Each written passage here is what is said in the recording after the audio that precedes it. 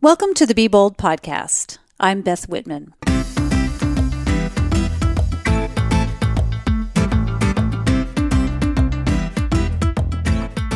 Hey, thanks for joining me today for another episode of the She's Bold podcast. This is where I feature conversations with women who have inspirational stories to share, women who are breaking new ground with what they're doing, and they epitomize being bold. I think it is so important to bring you these conversations and for you to hear these stories, because when you hear from other people, it makes what you want to do seem possible. You realize that success doesn't magically happen for people and that there's a lot of hard work that goes into it. And to me, that's really inspiring. It gives me a reason to not give up on my own dreams and goals. We all have the ability to become better versions of ourselves, and we have opportunities to do that every single day, every hour, every minute. So that is my goal, and I really appreciate you being with me today.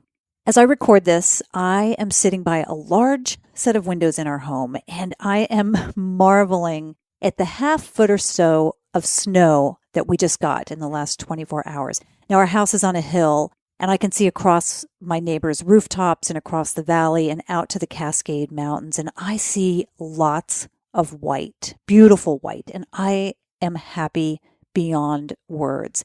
And this is all very coincidental because today's episode is about happiness. Now, I get happy every time it snows in Seattle because it happens so rarely. And I'm very aware of my mood, a happy mood, when snow is in the forecast. And I'm also aware that, and this actually happens quite often, I'm aware that when there's a forecast for snow and then it doesn't happen, I get a little bummed. And I know I'm not alone. I see other people talking about this too, that they're bummed if the snow doesn't happen. All of this is to say that I'm cognizant of the fact that I'm allowing outside events and even the anticipation of an event to affect my mood. In Buddhism, we're taught that we are in control of our thoughts and therefore our moods, and that allowing something to quote unquote make us happy is not the point in life. If it's coming from something outside ourselves, it's not only short-lived, but it's out of our control, like the weather. In other words, we all know the feeling when a package lands on our doorstep from Amazon. We get excited, our purchase is here. But that happiness is short-lived. The dopamine rush we get is over pretty quickly, and then we need another hit. We need to go shopping again, or we need something to make us feel good quickly, like chocolate, something that's just fast. Okay, so back to the snow. I'm finding it quite ironic that the conversation I'm bringing you today is about happiness, because I recognize that I'm having my own little dopamine rush, my own personal shot of happiness because of something that's outside of myself.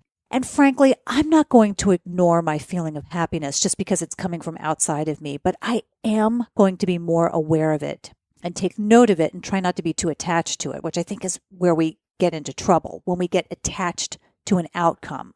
And with the weather, you have no control over it. Okay, I digress. Let me tell you about today's guest.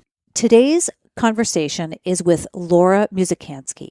Laura is the executive director of the Happiness Alliance. She believes in the importance of data because when you can measure something, you can better manage it. And in this case, she's interested in measuring happiness, well-being, and the resilience of people and the planet. She has a background in sustainability, so that all makes sense. So yeah, Laura is all about happiness, at least the data behind happiness. She spends her time researching and trying to understand what it is that makes us happy or not, and how we can make a cultural shift so that we are more focused on happiness, not profit. Now, in a time when it's easy to feel hopeless, she is a self-described pessimistic optimist, in her words. In other words, she has an optimistic outlook on things, but bases her viewpoint in reality because, as you'll hear, she's all about the data, and data is the reality. Now, I went into this conversation having just read some studies about climate change, and I was feeling a bit discouraged about how things are going for our planet. But I have to admit that after listening to Laura's positive outlook on a number of things, and that includes social media, television, and even gaming, things that I was not expecting her to have a positive outlook on, I felt a bit more hopeful. And again, she's realistic, but she sees a way out of the path that we're headed down. Having been to Bhutan as many times as I have and knowing their policy on gross national happiness over gross national product, I admit that I've always looked at Bhutan as a bit of an anomaly. A tiny country in the Himalayas that's able to be very thoughtful in terms of their approach to dealing with the rest of the world because they are so small. And it's much easier to manage or change things when you're small and growing. And for the most part, they have done a great job at it. But I haven't ever thought that this kind of approach, this gross national happiness, was possible for the rest of the world, particularly the United States. I just think we're too big of a ship to be righted. But Laura thinks otherwise. So it's gotten me thinking a bit differently. Maybe we are on our way to a bit of a cultural shift. And I guess just time will tell about that. Anyway, I hope this episode gets you thinking about the future and in a positive way. With that, please enjoy this conversation with Laura Musikanski.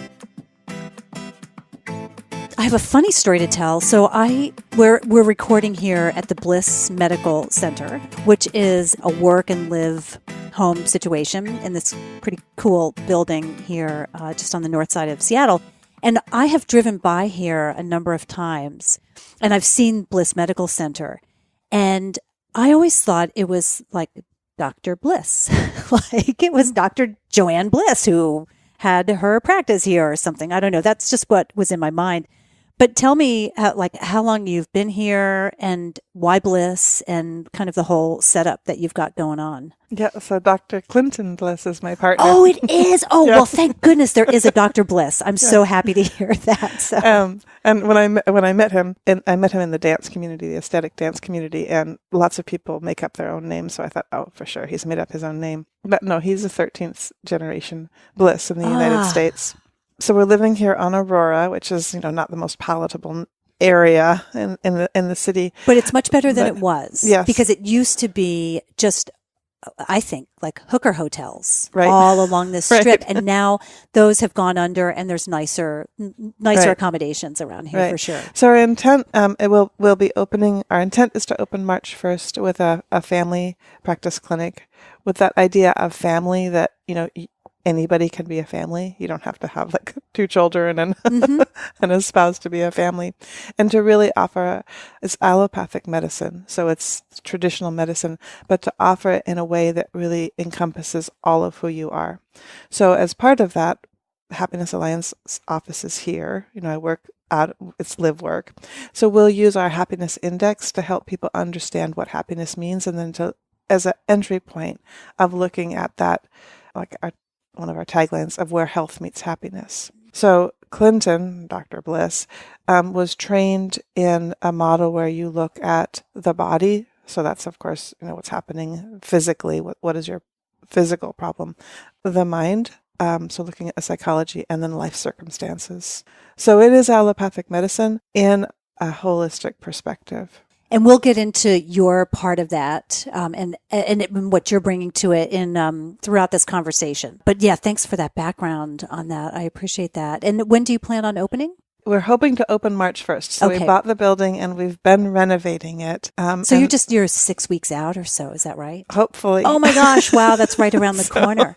Yeah. And you've done an amazing job here. Like, I didn't see it before, but it is just so cool and so funky just with all the decorations and the lighting and everything. Oh, so, thank you. So I have to go back. You said that you guys met doing what kind of dance? Ecstatic dance. It's also called 5 rhythms dance. It's a free-form dance. So it's, some people call it like dance for people who don't know how to dance.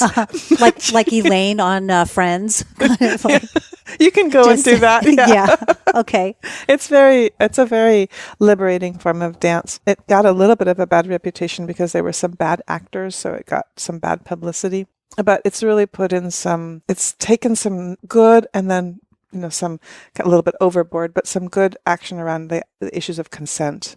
So you go on the dance floor and you can dance by yourself, or you can dance with somebody else, or you can dance with many other people, and you can dance however you want. So for me, I've been doing aesthetic dance since 2005. Here in Seattle? Mm-hmm. Yeah. So are there, is it kind of an underground thing where you know where ecstatic, right? Yeah. Ecstatic dance party is going to happen? Or? Oh, no, you can just go online and put in like Seattle Freeform or Ecstatic Dance. So one of the ones that I love is it's public. I mean, anybody is Saturday morning. There's one called Seattle Freeform Dance.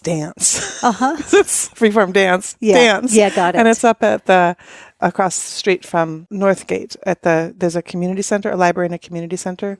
So, and it's a place where you could bring your kids, it's super family friendly, and it's a really nice way to get up on a Saturday morning and just go dance for a little while. Yeah, do you know about Daybreaker? It's a little bit more organized and I actually had Radha Agrawal on the podcast last year, and she's the founder of it. And what they do is, this is an organization, like organized dances, that it's the community is 500,000 strong. 500,000? Wow. Yeah, about 500,000 strong worldwide.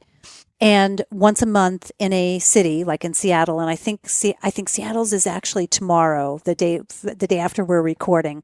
So it's a early morning yoga session and then freeform dance, and they nice. serve kombucha and treats and pastries and that kind of thing. But and oftentimes it's midweek, so that you're doing this and then getting your endorphins up and getting all excited about going to work that day. So it sounds very similar to that. Yeah. So what was the part about the consent, that there was an issue?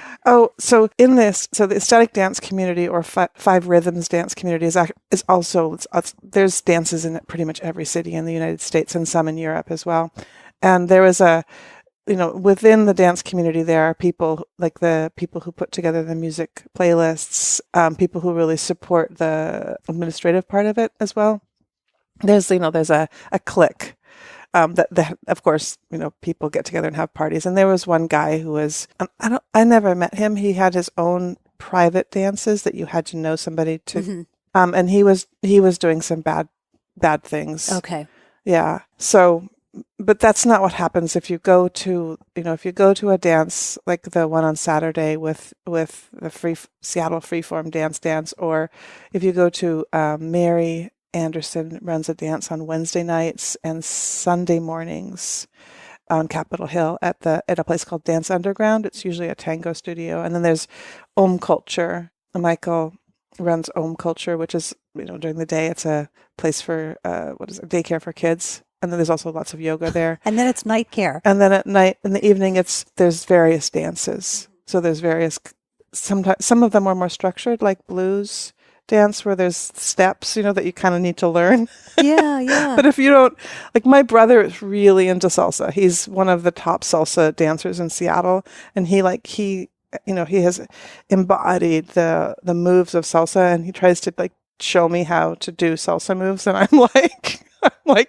blah, that's just my personality is when I dance, I just want to, Yeah. Sometimes I pretend like I'm if I start getting out of my body, I'll pretend like I'm the backup singers of a band. This sounds like a lot of fun. So this is how you met Dr. Bliss. This is how I met Dr. Bliss. At one of these dances.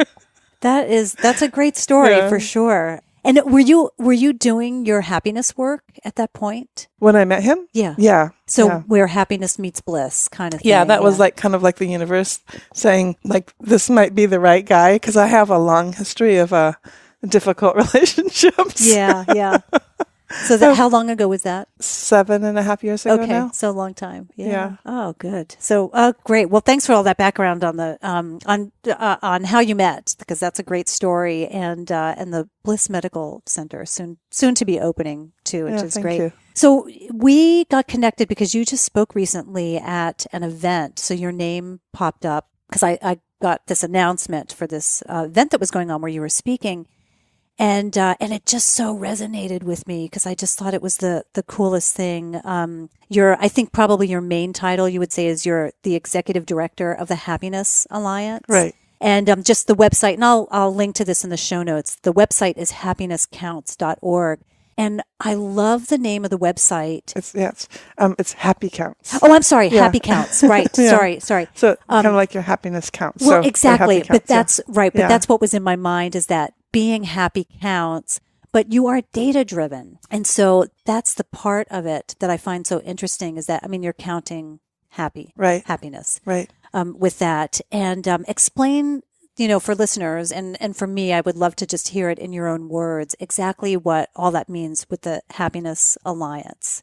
Yeah. And then what we'll do, I'll explain, just so you know, what we'll do here is I want to hear about what you're doing right now. And then I want to kind of unravel that and go back in time and figure out how you got there. So if we look at our world today, the fact is that we live in a measurement-driven world. And these sayings that we have today are, if you can't manage what you can't measure, you don't count what you don't care about. So if we look at that's the truth of the world that we live in today. If we look at the measurement that we're using today, at an individual level, we're using our primary measure of how successful we are is wealth, income level or wealth, right? And then our primary measure of how successful a business is profit. And for our country, it's economic growth, gross domestic product. So there's this is the part of the projects that is the system change piece, the Happiness Alliance, which is there's this little teeny tiny part of system change, which is the measurement. So if we can transform our measurement going beyond just GDP, I mean, money does matter, but up to a certain point, to wider measures of well-being, then we can, and this is one of the part of the transformation of our system, so that we arrive at a present and enabling a future where we have real sustainability, we have real well-being in communities, and we have true happiness in our own individual lives. So that's the logic model behind this project. And the other piece to it is that what is that measure, and how is that measure something that becomes part of the culture, something that we own? Because right now, profit, the concepts of profit, the concepts of how much wealth you have, how much money you make, or what a country's economic situation and how they measure it, that's part of our culture. You see it show up all over the place. When we have money, when we have GDP, when we have economic growth as the major measure that government uses, that sends a message, and it has a direct relationship based on work that Tim Kasser and Ryan have done. It has a direct relationship to what we value. So when we have money as our main measure, what we value, wealth, status, and how we look. When we have well-being as the main measure of our government, what do we value? Instead of how we look, we value self-actualization. Are we really living the life that we were meant to live, that we were born to live? And we value caring for each other and caring for the environment. And who's doing that measuring of the well-being, like of a society whose focus is the well-being? Is there a culture or a country where that's currently happening? Well, our happiness index is based on Bhutan's Gross National Happiness Index. So Bhutan, at this point, is the only country that has codified happiness into its constitution, and also other countries have this in their constitutions. We have it in our Declaration of Independence, but is codified it in their constitution, and is also measuring happiness and then using that data to inform their planning and their policies. So another country that is starting to take real leadership in this is, surprisingly enough, the United Arab Emirates. That is surprising. Yeah. So, but what do you know the reasoning behind that? Yeah. Their interest in it? From what I can tell, it's because of the prime minister there, who Aristotle would have loved. He's sort of an enlightened leader. He gets it, and so he's in a position where he can make these systematic changes in the country. You don't think it's just, and I know nothing about him, you don't think it's just lip service? Because it's such a wealthy country, right? So why, I don't know, why give that up? And not that you see, I'm bringing my own preconceptions to that, right? That you have to give up your wealth in order to be happy. I don't think that that's the way that they see it at all. And I think that they're also looking to a long-term future, and that, and that's a place that you are immediately and daily confronted with natural resource constraints, right? They're living in a desert.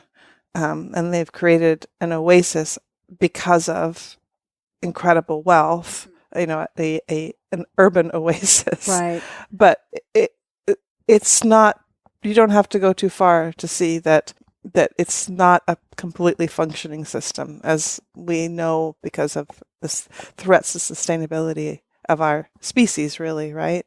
So I think that, I might be wrong, but I think that this one leader, of course I've never met him, but I think that he really does have an enlightened way of seeing things. He's living in a context where there are some situations that, in my view, intolerant, and that you can't have tolerance of intolerance, that's not part of the picture. So there are some steps that need to be taken. So do you mean like women's rights kind of thing? Mm-hmm. Yeah. So, but that doesn't mean that everything that they're doing there shouldn't be seen and acknowledged and admired, and that we can't learn from it. Yeah, right. Because it's not there. No country, no culture is perfect. There's individual. Or individual, yeah. Right. Yeah, absolutely. Yeah. But there's always things that we can learn from that. Yeah, I see. So slow start, it's not being embraced by, Well, in the United Kingdom, they've been measuring happiness since 2011. So they've been actually doing random samplings of about 164,000 people every year, complete surveys, and they've been gathering this data, and they have what they call their national measures of well-being. So they also are taking a holistic approach to this, where you can see, like with our happiness index, many domains, the environment, the economy, your social support, your sense of community, etc. And in Europe, every country is measuring some in various dimensions of happiness and well-being. Most all of them include a satisfaction with life measure, which is the gold standard by which we really can assess how happy people are, or what their well-being is. We use those terms synonymously. And now the Organization for Economic Cooperation and Development, which is, when you look at those reports of, say, China's GDP has outstripped the gross domestic product GDP, the sum of all goods and services produced in a year, has outstripped that of the US. That's the OECD that produces those data reports. And the OECD has seen that wider measures of well-being need to be used by governments to be able to serve their purpose, which is not to make you rich, it's to make you happy, right? That is the purpose of government. And so they need to be able to measure that. Yeah, without a doubt. I mean, the purpose of government is not to increase the economy. The purpose of the reason that we know it intuitively, we knew it by our own inner wisdom, but we can also look at our founding fathers, or at any constitution.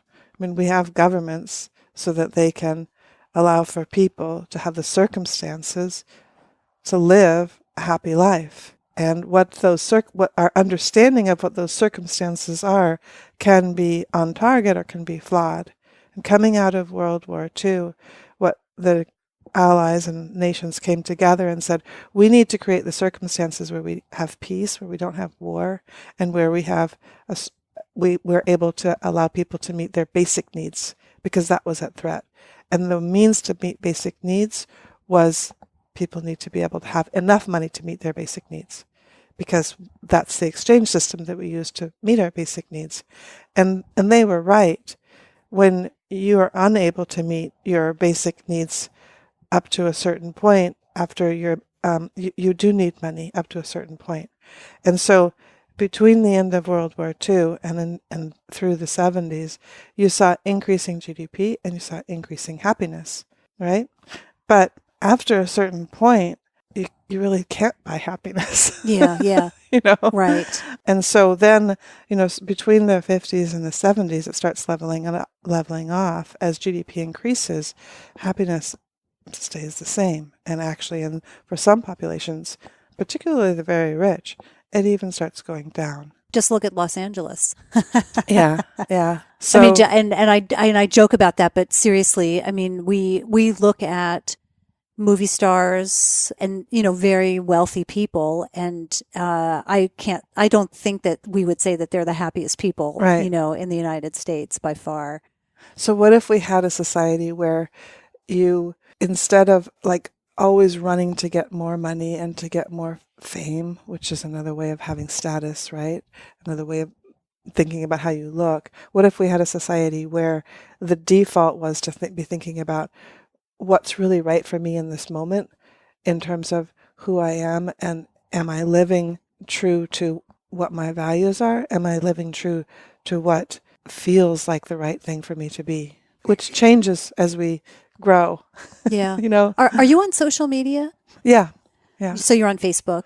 Facebook and Twitter and Oh gosh. But so when you're talking about that and the pressure or the idea that we have to look a certain way or do a certain thing, like I've got these big sirens going off in my head that says that's what, I mean, we have become that, to the nth degree in terms of just social media.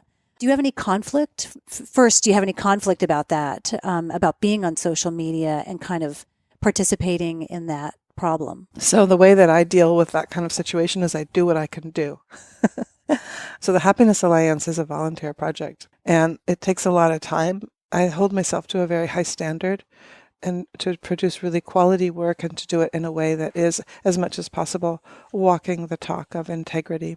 So it wasn't as if I needed a bunch more volunteer work, but my friend John C. Havens, who is the executive director of the Ethically Aligned Design Project for IEEE, which is the international organization for, essentially for programmers, electrical engineers, they say, but really for programmers, approached me about this project. Both the Ethically Aligned Design document for the committee that has created the well-being chapter, and then also for a standard. So IEEE creates standards, and one of their standards that you know about is Wi-Fi. That's their standard. They have a new suite of standards, and Project 7010 is a standard for Project 7010, the well-being metric for ethical, autonomous, and intelligent systems. And that's artificial intelligence specifically, is that right? We would, in common parlance, we would say AI. Mm-hmm. So for the last, since September 2017 is when we began. So hopefully we'll have this, within this year, we'll have this standard, this well-being metric standard for artificial intelligence. So that, for example, when a certain social media platform begins to use artificial intelligence, they're doing it not to increase their profit as much as they're doing it to increase our well-being. And they have those measurements, they have those indicators of how to measure well-being. But that's not a good business model. Why would they incorporate that? Well, first of all, from my perspective, the purpose of business is not profit. The purpose of the business is actually to make you happy, and to make you happy in a way that's sustainable, right? So if a pharmaceutical business says, okay, well, if the purpose of business is to make you happy, then why wouldn't I just give you cocaine or something that would make you happy right now? Well, that's not going to be sustainable, because you're going to die very quickly from that if you start taking a lot of that all of the time, taking drugs to the point that you're no longer taking care of yourself and eating. So we're going to look at happiness in a very holistic way, and seeing that happiness, if you think of happiness, like what is happiness in one word from the positive psychology scientists, if you could define happiness in one word for you, for anyone, that one word would be others. So what is happiness? It's really about connecting. Mm-hmm. So it's connecting to others in terms of individual, in terms of community. But I also think that it's also important to think about this in terms of our environments, in terms of others, in terms of non-human beings, ecological systems, and then going inward in terms of oneself. And that in this society, we compartmentalize, and so we end up in creating like a lot of different others within ourselves, right?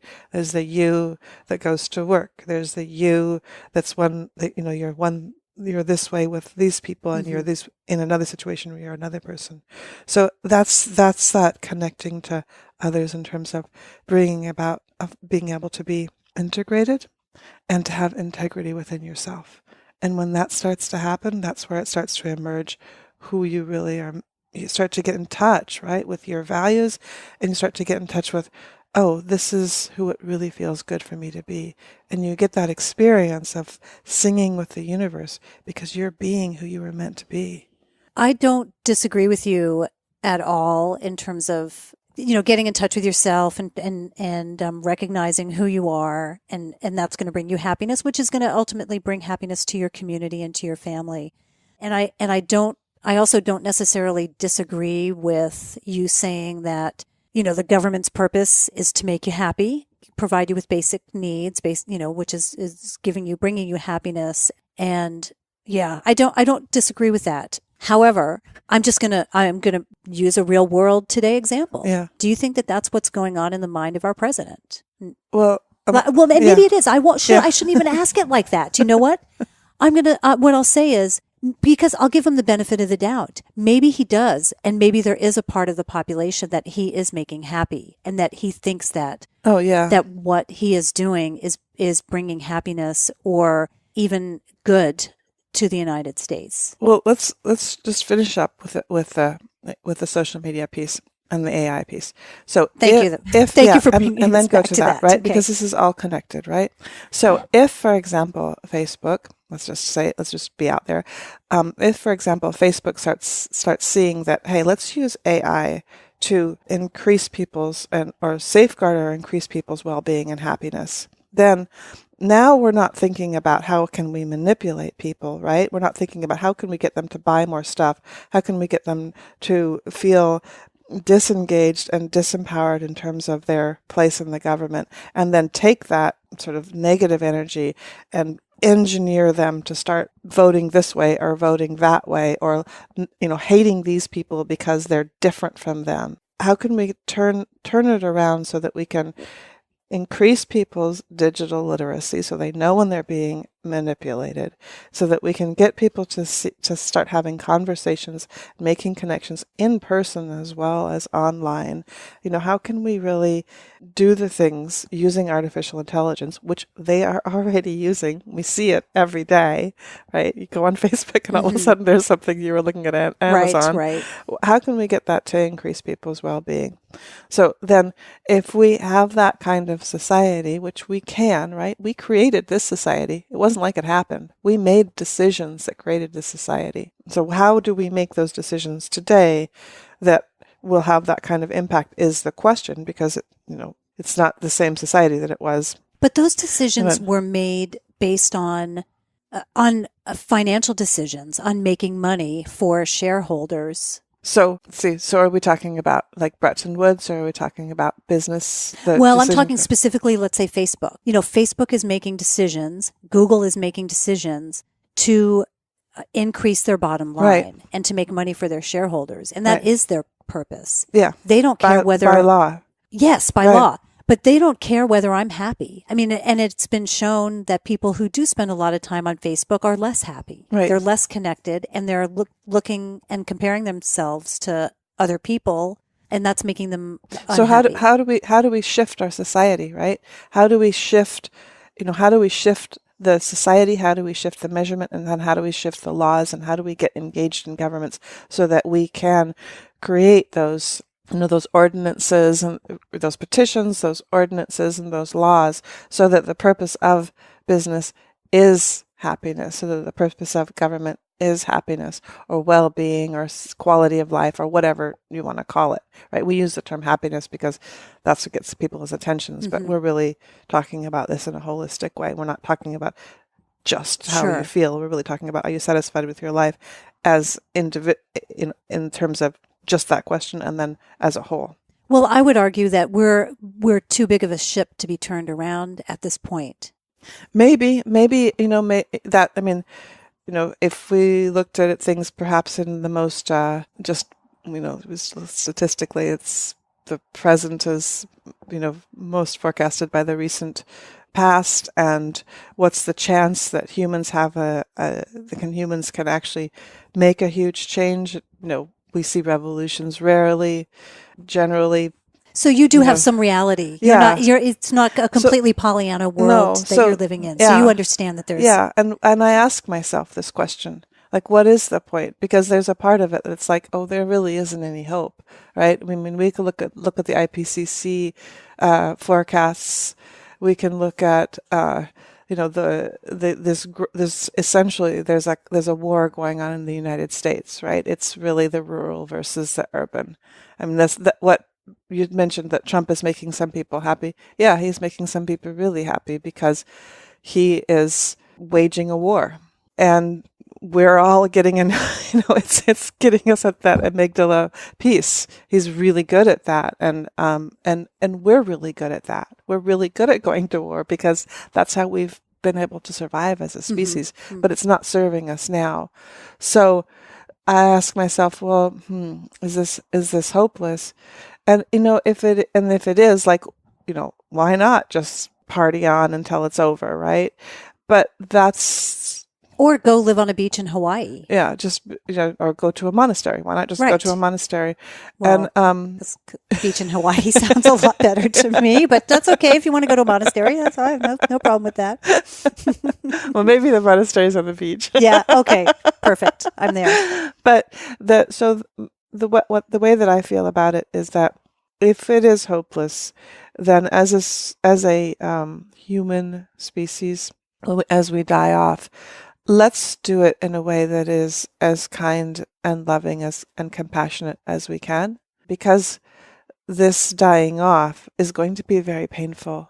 So let's find a way to do it as lovingly as we can. And I don't believe that it is hopeless. I do believe that we will find ways to live together that are going to allow us to have the conditions to be happy today, not just those of us who have a lot of means or just are so blessed to have born in the conditions where we don't have to face starvation or slavery, which a lot of people in the world are born in those conditions, but also not just those of us, all of us today and then in the future, and other beings as well, that we can live in harmony with other beings. We have that capacity.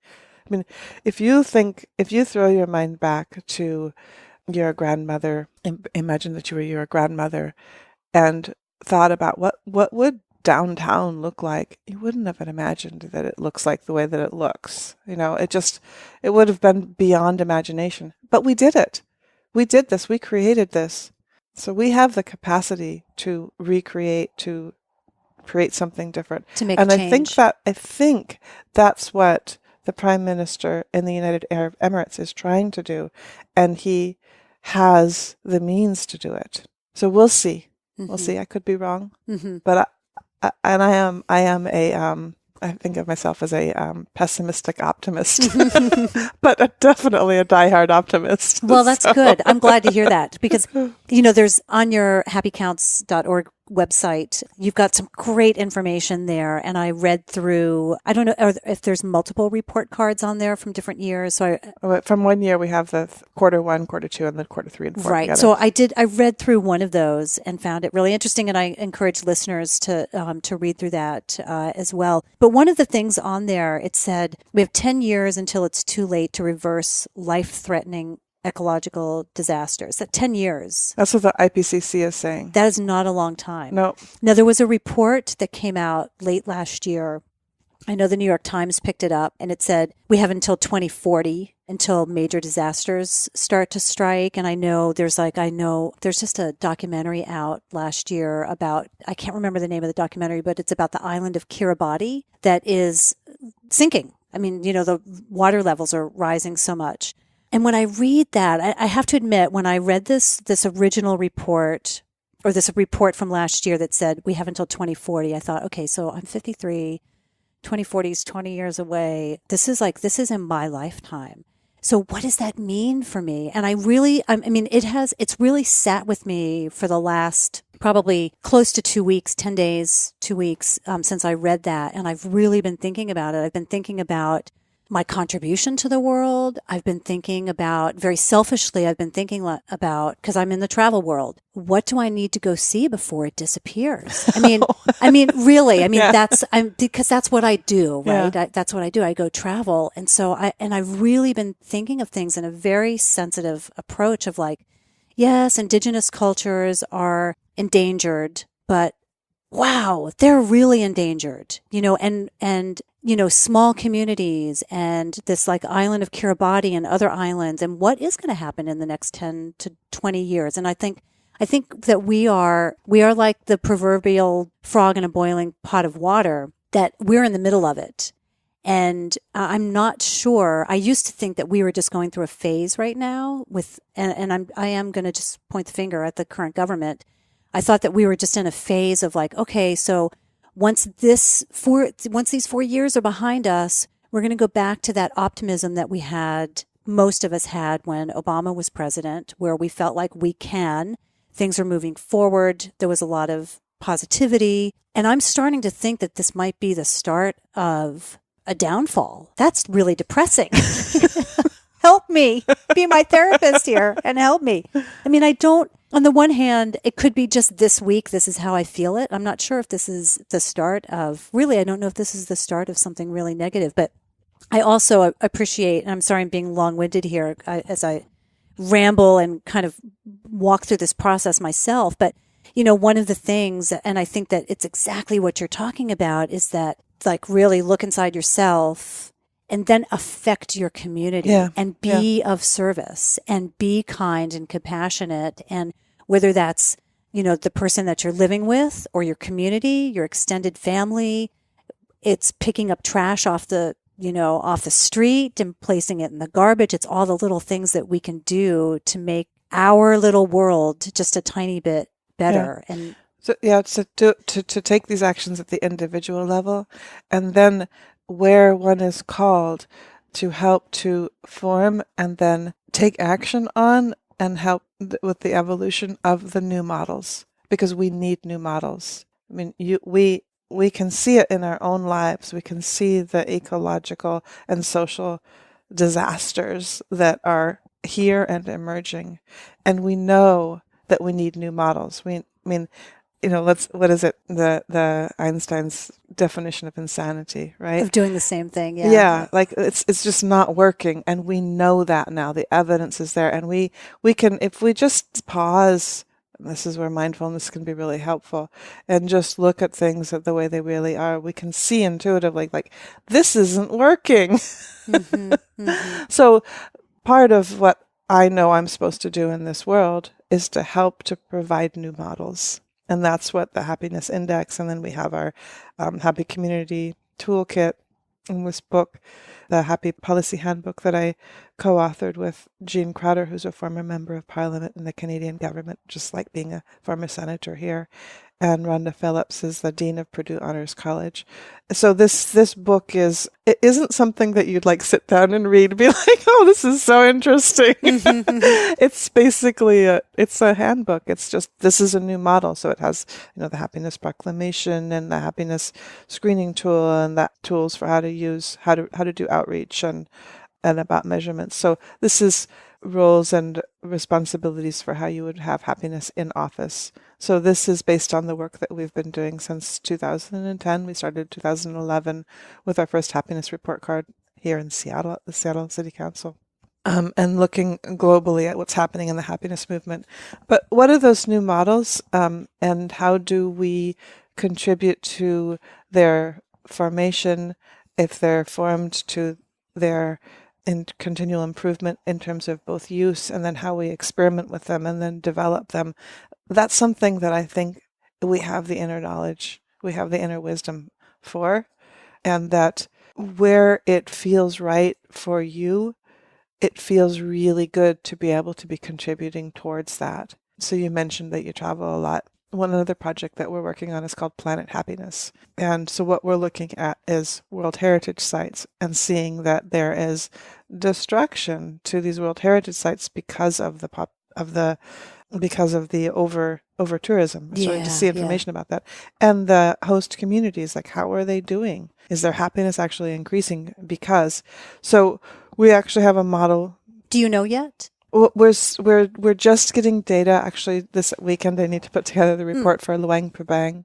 We're working also that's in Laos. We're working in Hoi An, Vietnam. So I've been working with Paul Rogers, a colleague who is a sustainable tourist consultant, mostly for governments in Southeast Asia. And so we're in the convening stage, and so we'll see some really interesting things in 2019 through 2020.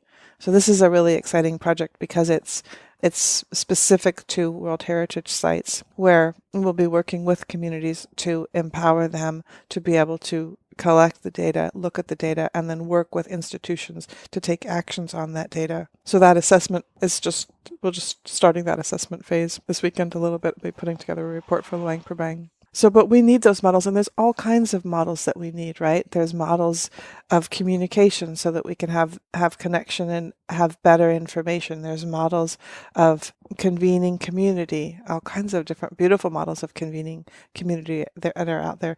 There's models of other kinds of communication, like Rosenberg's nonviolent communication. To be able to use those and to spread those, I think, is a really important way of understanding how to affect the change that we need.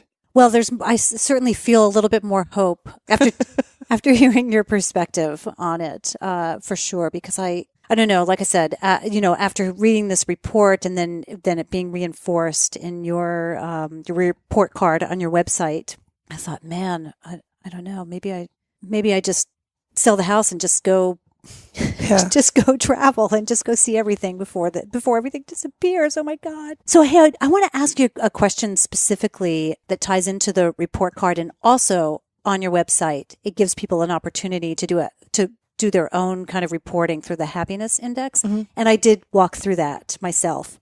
And I was a little above average, so I was happy about that. But one of the things that you talk about is air quality. Why air quality? Is that just kind of is that random, or like, and the reason I ask, and I'll explain that you tie in air quality with happiness, mm-hmm. like there's a correlation there. But it seems to me, because if I was reading the map correctly, it looked like even people in New York City were saying that they were happy with their air quality. Yeah, I think that's an interesting question. So our survey is based on Bhutan's Gross National Happiness Index, and then what we did is we hired a researcher at San Francisco State University who developed our version of the happiness index. And what you do when you create these surveys is that you don't make up questions. So you want your questions to be internally and externally valid. So they say what they mean and they mean what they say. You understand what, it's a backwards and forwards thing. You understand that it says what it was supposed to say, and you're able to answer it in a way that you're answering the question. So like if I ask, how are you? That's way too vague, right? And then that we want to ensure that those questions are correlated to well-being. So when we say well-being, we mean that's that question of satisfaction with life. So that's why that question is in there. And so why isn't there a question specifically on climate change, as there is in Bhutan's Gross National Happiness Index? Like how aware are you of climate change? It's also in the World Values Survey. And that's something that, that these surveys, they do need to be progressed. And because this is a volunteer project, we need the funding to be able to look at that survey again and see, should we tinker with that question, and others too.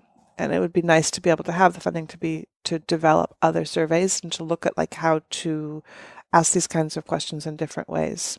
So there's that piece. So we do know that question is an internally and externally valid question, then it's correlated to well-being. But the fact is that humans are extremely adaptable, right? And very rarely will we say something that is in an environment, very rarely, unless it's immediately bothering us, will we say I don't like that. So air quality was really bad in Seattle this summer because of the fires in British Columbia. So, mm-hmm. Mm-hmm. But it was bad because of comparison. Right? If that was the situation that if we were living in, say, for instance, Bangkok or Korea, Seoul, Korea, or Beijing, right? Our idea of when would air quality be good or when would air quality be bad would be very different from it, mm-hmm. Right? So that's where we need to be able to look at what we call, survey-based, or it's called subjective data, which doesn't mean that it doesn't matter. It means that it is data that it does matter. It's about what is your experience versus objective data. And that's where there needs to be data literacy for all people to understand, we have this predilection. And it's this, we're built this way that we think in the moment. And so to educate ourselves and to learn, well, let's just look at other ways to think more long term. And that, I think that using the data to be able to tell those stories of like, hey, we're predisposed to be satisfied with to adapt and to see our circumstances right now as, hey, it's okay. Look, one way of thinking about how we think and then managing ourselves and how we think about things. One tiny way to do that is to look at subjective and objective data. But there's many other ways to do that. And like I said, we need new models, right? Right. And this is just one little, like if you think of a pie, like usually you would get like what, a quarter or an eighth of a piece, right? Like this is a teeny tiny slice of a pie. Okay. Well, you brought up something else too that I wanted to chat about, and it was you talked about long-term engagement, long-term thinking, and you had mentioned again on your website in your report card there was something about modern social conditioning actually lacks long-term thinking, and the way I interpreted that was, sorry, Facebook or Twitter, go back to those guys, is that in Instagram, it's all about instant gratification, super fast. Is that specifically what you were talking about? Is that now we have been conditioned to things are just coming at us so fast, there's no real depth to it, and there's no long-term thinking around it? Well, I don't think it's the fault of Facebook. I think that they do explicitly. We know that they explicitly use those predilections in humans to manipulate us. They're engineered to do that, and they do it very well. It's really hard, right? It's really hard to get on YouTube and just watch one. It's really hard to get on your Gmail account and not go ending up on Facebook or Twitter and then ending up on BuzzFeed. It's just really hard not to do it. Yeah.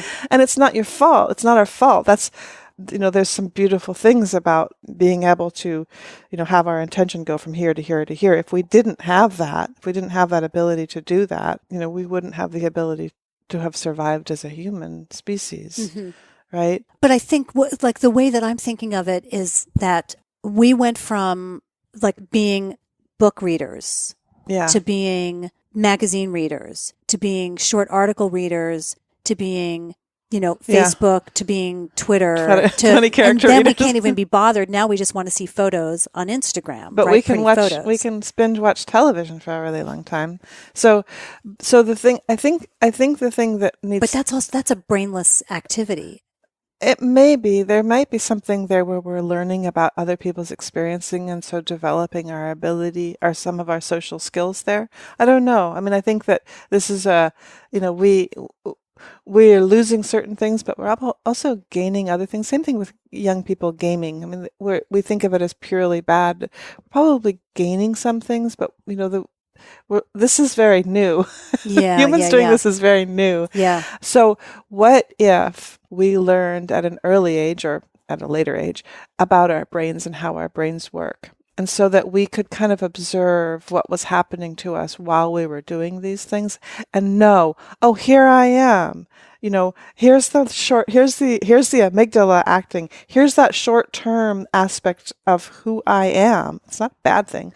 Here it is doing that. Or like, there I am. Yes, I was suddenly felt threatened in traffic and there I was honking on the horn when I don't even believe in honking on the horn. I'm like, wow, that's the human that does that. That's the human part. So we've done a really pretty good job educating ourselves to become right-brained, logical ability to produce. But there's the other part of it ourselves that we can educate ourselves to become more able to manage our own happiness.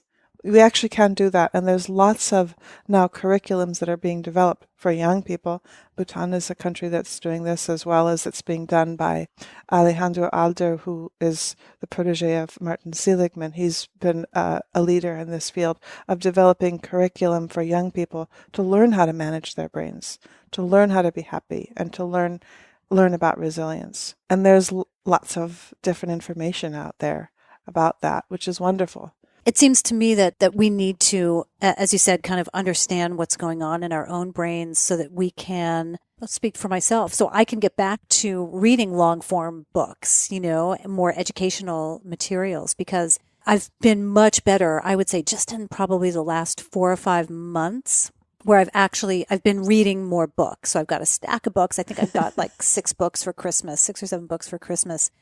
And so I've got this big stack of books, but I'll also be the first to admit that if I sit down and, I sit down to watch one old episode of House, then I want to watch a second episode of House, and then I want to watch a third episode of House, and then I'm tired and all I want to do is go to sleep. And then I've just missed my reading time for the evening. So I'm not immune to it. I'm not perfect myself. So I understand that it's a problem.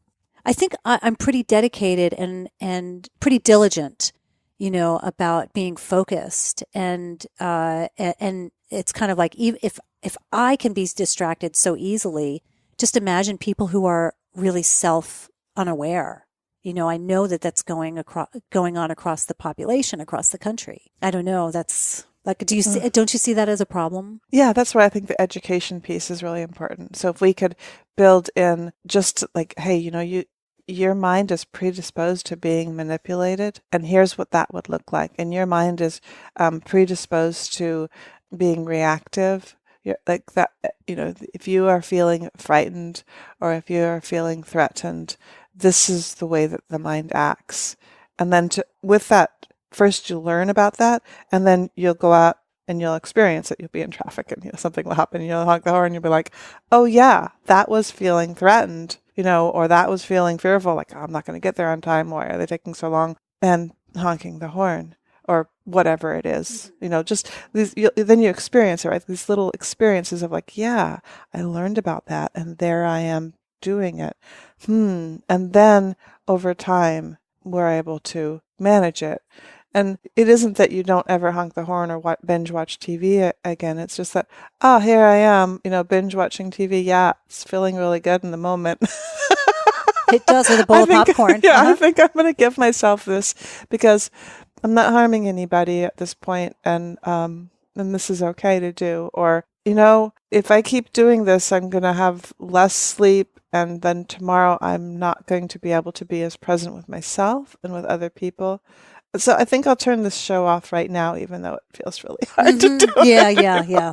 Well, and there's plenty more to watch. That's a really simple, really, but that if we had lots of time, it would be really interesting to have a conversation back and forth and really explore what that would look like, to envision what that would look like on the many different levels. Mm-hmm. Yeah. Well, I think we can take some time to talk about that, but are you talking about like just on a typical day being aware of that, or? Well, if we took it back to the issue of Trump and what's happening in our country right now, in terms of that there is rural, I think what's happening is there's a rural urban civil war essentially.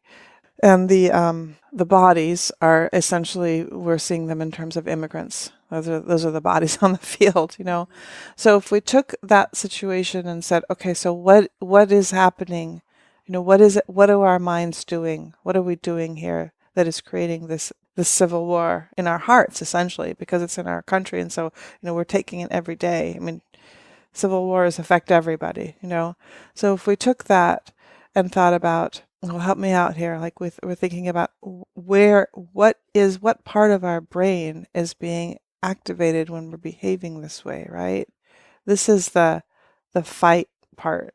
This is the amygdala that is feeling threatened and that wants things. This is the part of the brain that wants things to be different from the way they are, or wants things to be the way they used to be, which is different from the way that they are. So if we had the education and the training to be able to see things the way they are, to be able to be present. So that's whether you call it contemplation practice or mindfulness practice or prayer practice, that's that skill that you develop with prayer or contemplation or mindfulness, to be able to be in the present, see things for what they are. And what is the learning from all of the religions, whether it's Christianity or Judaism or Buddhism, is to be loving, right? To be a loving presence and to love your sisters and your brothers if we had that training, not from religion, but from just a practice being of it, a human, then we start opening up our minds, maybe saying like, I'm feeling really like angry and reactive, and I'm not understanding those people. Like, there's the amygdala taking over their brain. Let's give it a little bit of time, open up, and then start thinking about things from another person's perspective. And then maybe be able to have some of those conversations and look at like, why is that person feeling threatened? Why am I feeling threatened? I'm feeling threatened.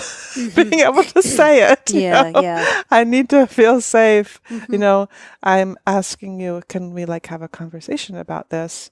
And if that person says no, then being able to see, they're in this place where they're not feeling safe, where they're feeling angry. And then being able to say, is there something that I can do? That's a lot of work. It is a lot of work. But look how much work we do to learn math and to learn reading and to learn all of these other skills. I mean, right. So you're talking like really going back, like you said, going back to the school system and bringing that into the school system. Yeah. As just as a matter of course. And into our lives. I mean, there's, we're doing a pretty good job at bringing it into our lives with all of the information from positive psychology is coming in. We're doing a pretty good job, and the brain science information is coming in, and mindfulness is just really booming into this. And this is what I think of as the edge of the happiness movement, because the happiness movement is talking about a system change.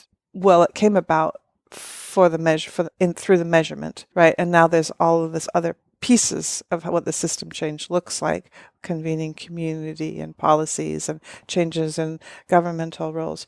But the edges of this are, because we have these measurements, and then we have this understanding of how we create the conditions for happiness. The edges are integrating the positive psychology lessons, integrating the mindfulness lessons, integrating the brain science lessons, and I think also integrating those concepts and understandings of the shadow part, that lack of integration in the individual. And for me, I know my personality type. Looking at those edges and figuring out ways to bring those things all together, that's what's really interesting to me. That's what keeps me doing a crazy amount of volunteer work. Yeah. Well, let's go back. So we spent a lot of time on this, which I love, and I'm sure I'll still have more questions for you. But what I want to do is I want to go back to find out how you got involved in this in the first place, and I know that my background in Bhutan. I've been going there for 10 years, and I've been 11 years at this point, and I've been 11 times to the country, and they are really kind of the first big advocate in terms of nations to promote gross national happiness over gross national product. And what I would love to know is how you got involved in all of this, and kind of your work background and any transition that happened there. And then you have mentioned that this is volunteer work. And do you have a job also that you're working in addition to this? Or do you get paid through the nonprofit? No, I don't get paid. My partner, Clinton, is very generous in supporting me. And then when we open Bliss Medical Center, March 1st. Yes, then I will. Got it. Okay. Yeah. I'll help to make that business happen, and then eventually be gainfully. Yes, exactly. Gainfully employed. Are you from Seattle?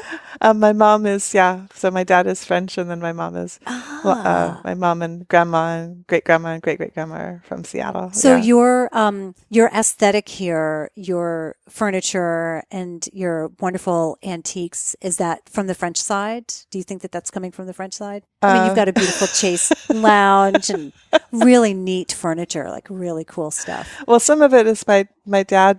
He was a civil engineer working in what was then called third world countries. So I would go when my parents split up when I was very young. So I'd go and visit him, and then come back with these treasures. No kidding. So some of these are these treasures from around there, and then the rest. A lot of it is just Clinton and I are.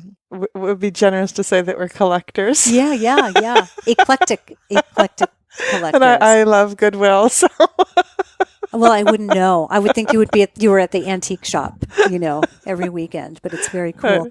It's a way of hunting, right? It's going to the secondhand stores, and we both are like that. So. Oh, it's great though. It really is great. Thank you. So did you grow up in Seattle then? Yeah. Okay. Yeah. We came here when I was 4. My father was putting a port in Tunis, Tunisia. Yeah. So I was born in Tunisia. And then we came when I was 4 because my mother had enough of, I think, of not having her family around. Yeah. And living in developing countries probably and raising, do you have siblings? I have one full brother and 3 half brothers. Okay. So she was raising at least one child abroad for part of the time. Yeah, for 2 of them. Two of you. Yeah. Do you feel like that those travels early on were formative for Absolutely, you? And did you see, well, I don't want to put words in your mouth, but what did you see when you were traveling? So why that's the question of why do I do this work? Mm-hmm. When I was, so I grew up poor. After my dad left, we, it was the 70s, single mother, all that kind of stuff. And then once a year I'd go, and we actually literally didn't have enough to eat growing up. But once a year I'd go see my dad. And it wasn't my dad's fault that this happened. It was just there was a disjoint between my parents, and it was at a time when divorce settlements were just like cut and dry, and there wasn't an increase in child support payments and all that kind of stuff. So I would go see my dad, and at that time he was in Seoul, Korea, which is a very different Seoul, Korea than today. Yeah. And we were so we lived in Namsang Apartments. It's this apartment building that was on top of the hill, and I went to Seoul Foreign School and stayed there for a year with him. And I remember there was a very clear memory that we were driving down the street in a taxi because there were no cars. People didn't have cars at that time. It was only taxis, and all of the cars were black. All of the taxis were black. So we're driving in this. And a bunch of bicycles or motorbikes? No. This is a very different country. It was a very different government. It was a very oppressive government. So driving down the street, and I look to a construction. There was a lot of construction going on, and I see this old man with on his back was like a backpack, but it was made out of 2x4s, and there was another like small kind of crippled looking person stacking the bricks on his back on this backpack type thing made out of wood. And then I looked again, and I saw that this old man, was actually my father's age. So my father was like 30 something then. And then this little crippled person was actually my age. And Korea has really cold winters. And we were heading into winter. And the thought that came to me was that, you know what? Like, my childhood's rough, but I'm going to live through it. And that child might not live. That man and child might not live through the winter. How old were you? I was 12. Wow. Yeah. That's a big epiphany for a 12-year-old. Yeah. But it was like, that's not right.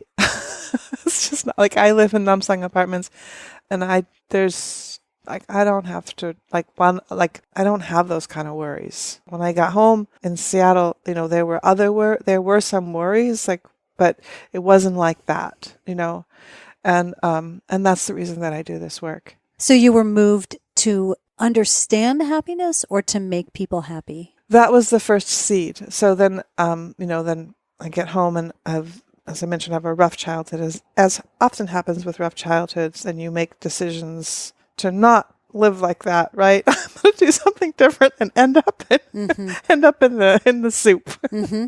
So I think I was able to sort of find my way only more recently. So I came into this work through indicator work, and after my marriage fell apart, which it needed to do, How old were you when you got married? I met my first husband when I was 20, and then we split at 38, 39. Mm-hmm. So that was a very controlling relationship, so that it was like I became him. And when I came out of that relationship, it was like I had kind of like missed a lot of years of development. There's a lot of growing up, a lot of catching up that needed to be done. And so I thought, boy, that must have been liberating. It was really hard. So, but what I thought was, so I knew I was destroyed. And the language in my head was, you're so stupid, you'll never make it. There's something wrong with you. And then other words that I won't say because they're, swear words. Oh, you can swear. It's not a clean podcast, so swear away. Well, pretty severe language that I had heard so often that it had become the record that played in my head. You'd heard it from your husband? Yeah. So, and I never blamed him. He had been raised in the South and had been told as a Baptist and had been told that he was a sinner since the time he was very little. And I remember looking at his childhood pictures and just feeling like so much sadness and empathy for him. What I didn't understand is that because you may not be to blame for what happened to you doesn't mean that you're not responsible for how you behave, right? So anyway, suffice to say that I went through some school of hard knocks. But I came out of that and I thought, okay, well, I can either go to a psychiatrist and get like a therapist, both of them, and get a whole bunch of therapy and try to like fix this mind that's not working. Or I could go back to school. And I had purposely not finished my undergraduate. So I thought, oh, I'll go back to school and I'll learn how to think. I'll train my mind. Mm-hmm. So I finished up my undergraduate and then I went into the MBA program and was it a matter of finances? You were thinking like I could do one thing or the other? Well, I got loans for the school to do the JD MBA and then I went to law school and then so it was a joint program. And then I added a certificate in environmental management, which is a 1-year program. That was my version of a triple bottom line education, a sustainability education, going back to looking at that seed that got planted when I was 12 of like, okay, now I'd like to do something that would help to bring about more social equality. And then that was when people were still having arguments about what sustainability meant.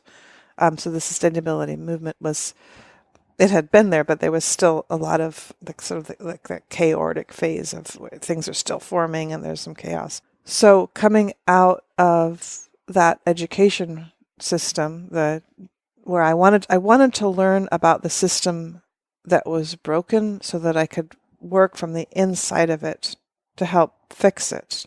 That was my theory, which kind of makes sense having been in a really dysfunctional marriage. Mm-hmm. Yeah. You wanted some structure to figure out structure? I think that my viewpoint at that point, I was still caught. The problem with being in that kind of relationship is that you get caught in a victim-victimizer paradigm. And then there's learning that happens about what does that system look like. And so that when you learn, okay, this is a victimizer paradigm. So then you learn, okay, that's not the only paradigm that exists. And I think the issue of working within the system to try to change it it's a little bit of being in that same kind of mental framework. And when you're able to step out of it and get some perspective, then you can start maybe seeing like where is the best way to put in one's energy, one's life force. Mm-hmm. Because when you're in the system, so I came out of JD MBA, I had all of these different letters after my name. I got this, the job that I had been seeking, director of sustainability for environmental management firm where I was helping to create sustainability services. I actually worked for Shell in their environmental management division. So they actually are two different businesses. They're in their environmental management, and then they have the oil and gas that they do, help them create a sustainability platform for managing their different environmental fields. I was doing like this really fantastic work, within the system. Mm-hmm.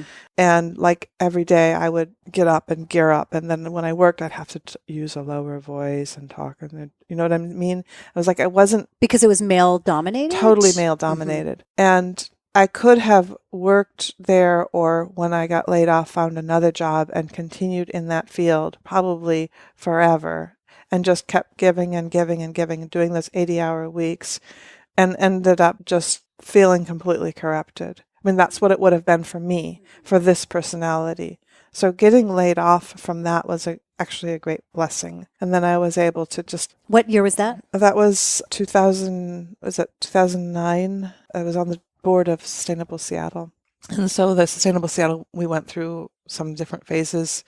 And then there was a need for a volunteer executive director. And Sustainable Seattle's sweet spot is the indicators. So I came in when we were issuing our fourth set of indicators. It was called Be Sustainable, and it was this online, extremely robust, really beautiful, I thought, because I like data. It's like based on Donella Meadows, the 4 environments. So the built, the natural, the social, and the personal environment, which I love that she includes the personal. And we had upstream and downstream indicators and status indicators and data partners in the city and in the county. It was really a fabulous, fabulous tool. And was Seattle was one of the first cities or the first city to implement that? So Seattle, Sustainable Seattle is, if you study sustainability, you'll learn about Sustainable Seattle because it was the first organization to create regional sustainability indicators through grassroots activism.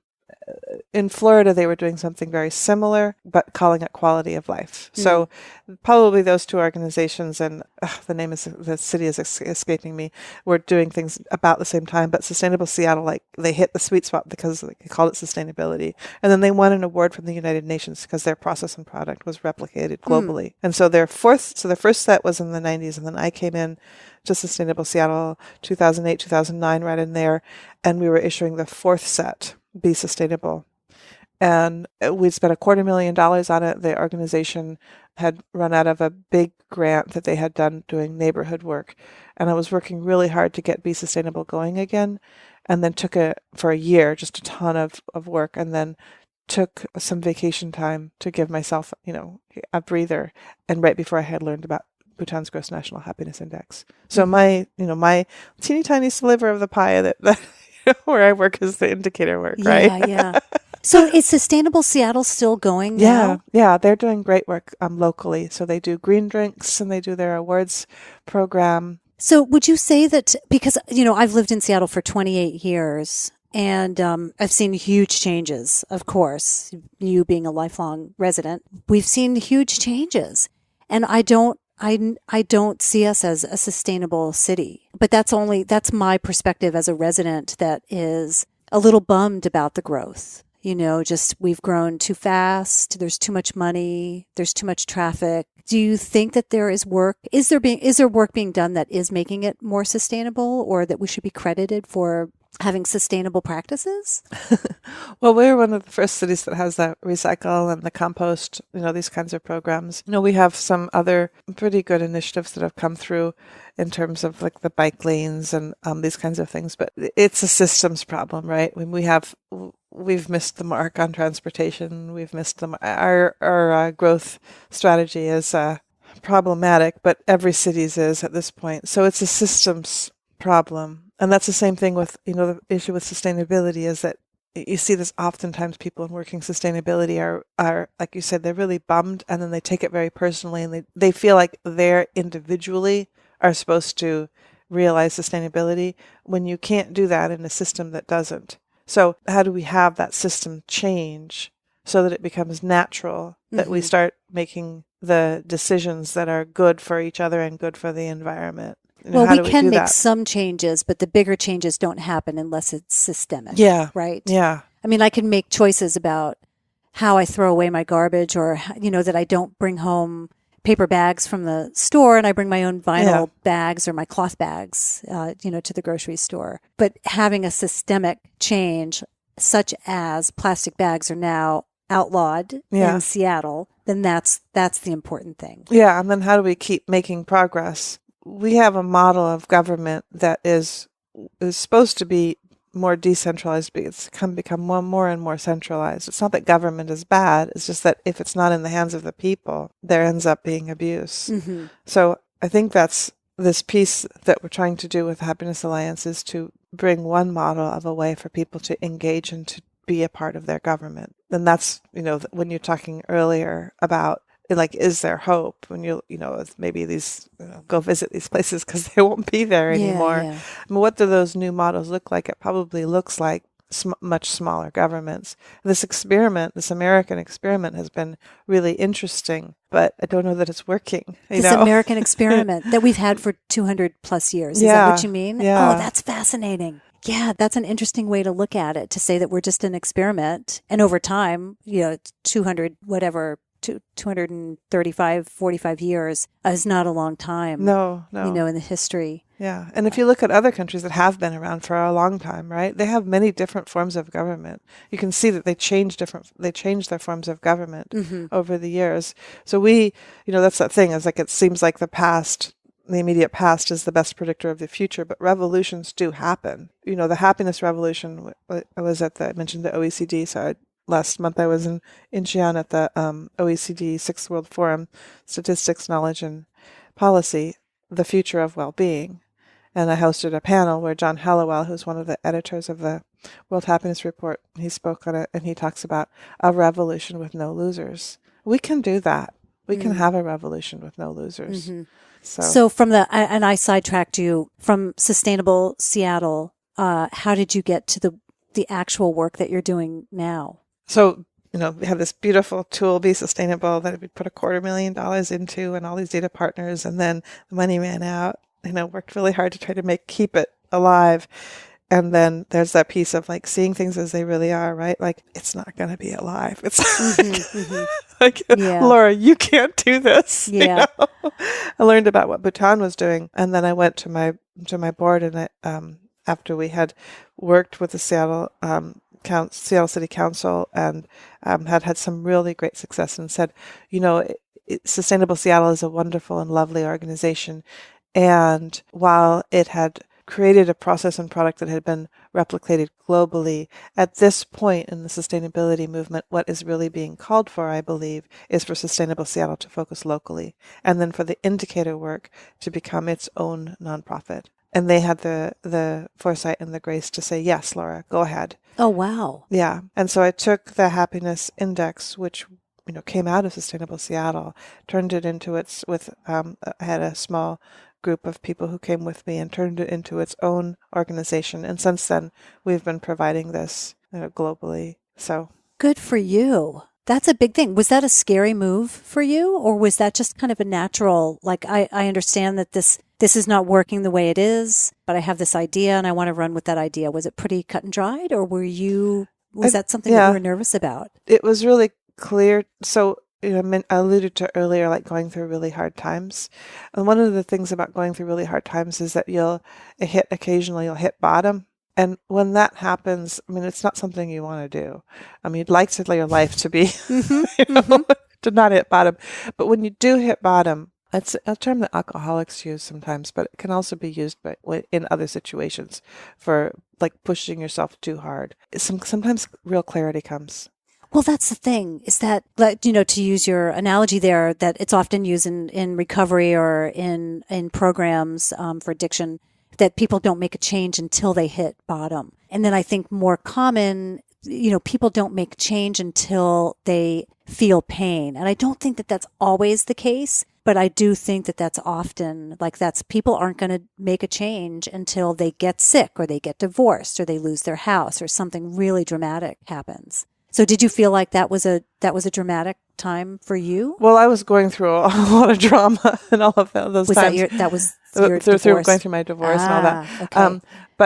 But I did have an experience of I think a psychologist would call it sort of a disassociative experience. And I remember I was actually not able to get out of bed. And I remember one time as part of this looking in a mirror, and this is sort of the idea of different personas or different archetypes, and seeing my face and just seeing one mask come off, fly off and go away, and then another one, and just for an hour just watching these different parts of myself come off and go away. No kidding. And then were you recognizing them as it was this whoa. Was Laura that was married, this was Laura that had a job at, not with words, but it was a recognition of whoa, let's peel all of these away. And then from that came this, okay, this is what my purpose in life is. I am supposed to be doing this work. Mm-hmm. And this was also going through a divorce and if you've been around people or been in law school, you know how hard it is. Mm-hmm. It's an indoctrination program, and the MBA too, but it's an indoctrination program of a completely different nature. So I was going through two very competing indoctrination programs. And then the certificate in environmental management it was the first year of that program at the University of Washington. And there was a lot of that was a very tense program. So and I was very stressed. So right, so you were going through all of this at the same time. Yes, oh very gosh. stressed. And I had a teenage daughter too. So so you had your divorce already happened, and you were going through this, or was this all at the same time? I think we actually had signed the divorce papers, but did that divorce quickly to be able to get that marriage out. So the emotional divorce hadn't happened yet. Yeah. And a teenage daughter to boot. So, so it was a really stressful time. And so it was a psychological hitting a bottom, or one might call it a nervous breakdown, or maybe looking back, the term for it would be a disassociation. But in my view, what happened is that I had a spiritual experience. Was it something that happened when you say like your spiritual experience or your disassociative experience? Was it something that happened over an hour, or was this something that went on for days or months that you were going through? It was probably about 2 days. Okay. Yeah. Wow. And I came out of it like, okay, I know what I'm supposed to do in this life. I'm supposed to be working on these indicators for system change. So things just changed. Yeah, it became very clear to me because I had actually had, I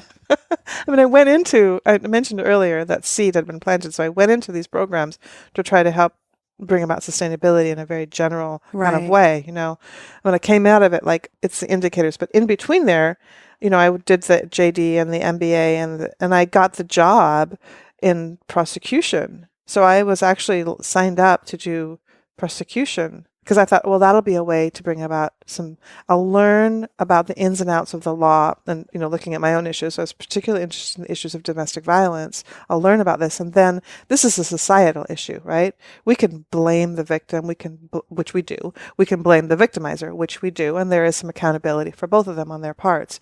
But really, the statistics say that in any 1 year, about 24% of relationships are having an instance of domestic violence, defined by the law as at least 2 incidents of physical violence. Okay, so one person having an anomaly of giving a slap or kick or whatever. It's not that it's not violence. It's not the legal definition. Right.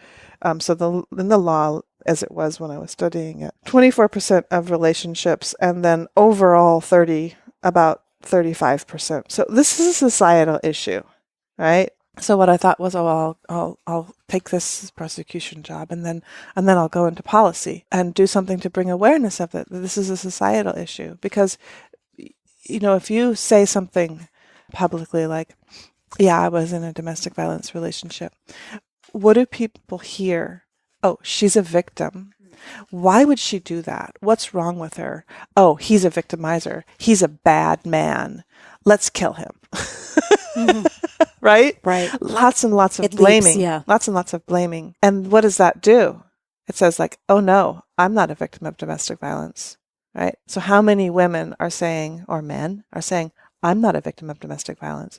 Because it's too scary to say that you are. Because the minute that you are, you're boxed. Right?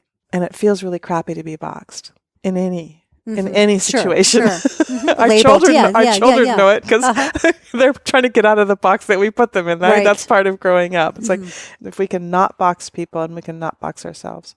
So I thought, I'll go into that. That'll be a good thing for me, and that'll be a good thing for society. And then I had this breakdown, and it became clear that I was supposed to do the work and indicators. Yeah.